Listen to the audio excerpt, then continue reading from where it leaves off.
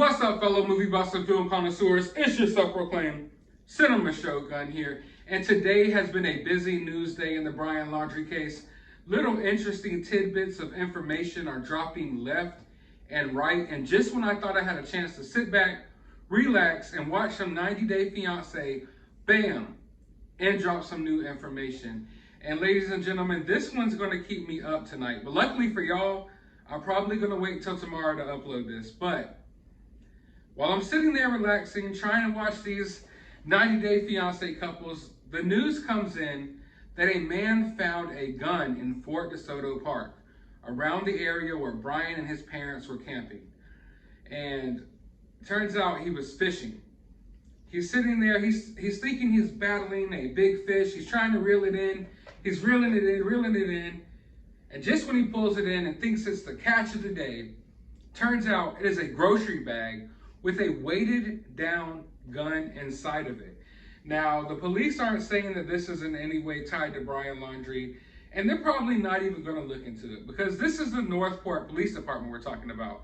The gun could have Brian Laundrie's name written on it. It could have a GPS tracker attached to it, and they still wouldn't find it. And if someone else find it for them and tried to turn it in, they probably still wouldn't give it the time of day, just like with Gabby's water bottle. So I don't have any confidence that they're even going to look into it. But the fact that they found this is just awkward. I mean, were they finding weighted down guns out there before Brian Laundrie showed up to this park? I think not. So it's very interesting, to say the least. And I think it's important to remember that regardless if this gun belongs to Brian Laundrie or not, it's clearly a murder weapon. You don't weight down a gun with rocks and put it inside of a grocery bag and drop it to the bottom of the lake or river or ocean or wherever the hell they're at. Now, another thing that was interesting, which I don't think we should read into too much because this is Florida and Publix is the #1 grocery store out there, so half the grocery bags out there are probably Publix bags. But the grocery bag that the pistol was in, turns out it was a Publix grocery bag. And we all know that Brian Laundrie worked at Publix. So there's that. I know that's going to get a lot of conspiracies and a lot of theories. You know, people are going to be running wild with that. I'm not saying that we should read too deeply into it, but there's that. So this brings up an old theory of mine. Now, when I first got into this case, before I really dug into it, just when I heard about it, and then I heard about the other murders that happened in the area with a couple in that area, one of my first theories was that maybe Brian actually killed them and that Gabby knew about it, and that's why she was so emotional when they got pulled over. And eventually she said that she was going to tell law enforcement, and that's why Brian killed her. That was one of my earliest theories before I started looking into it more. And then I saw that Brian would often go off on his own little hikes. And I got to, I don't want to say know Gabby because none of us know Gabby, but I got to know a little bit more about what type of person she was. I got to know a little bit more about what type of person Brian Laundrie was. And as different information dropped in the case, I moved further and further away from that theory. And then when we found out how Gabby died and it wasn't, you know, no gun was involved, I pretty much kind of put that theory to rest.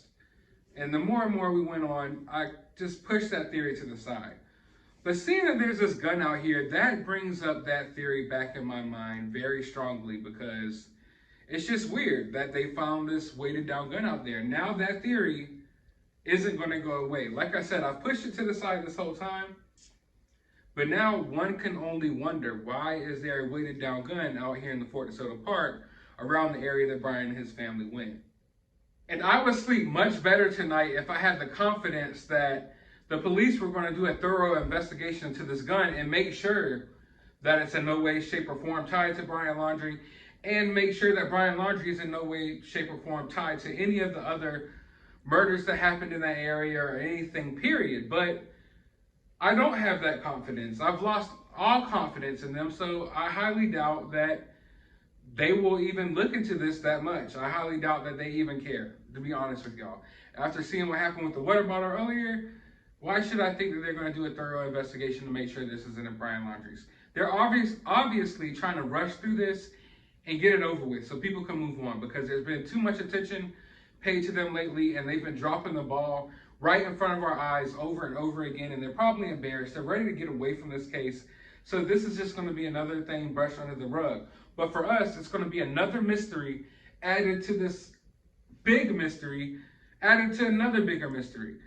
And right when we're at the point where you think we're going to get answers from all the questions that we've had so far, it seems like we're starting to get more questions. Like, I'm asking more questions now than I was a couple of weeks ago.